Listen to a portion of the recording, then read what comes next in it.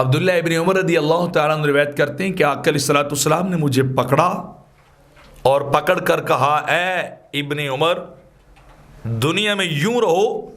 کہ جیسے کوئی مسافر رہتا ہے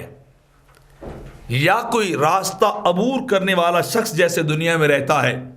تمہیں بھی دنیا میں اسی طرح رہنا چاہیے۔ اور اے عبداللہ، اپنا شمار اہل قبور سے کیا کرو، اپنے آپ کو قبر والا سمجھا کرو، اپنی گنتی ان میں گنو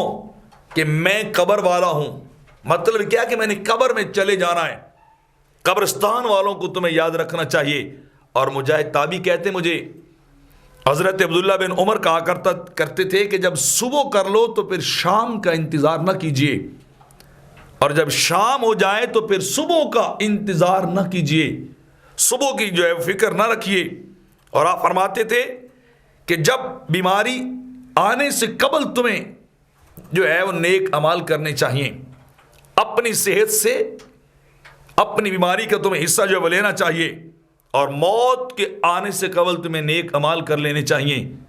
تمہیں نیکیاں اور زیادہ راہ لے لینا چاہیے کہ تم نے قبر میں جانا ہے، تم نے ایک لمبا سفر طے کرنا ہے،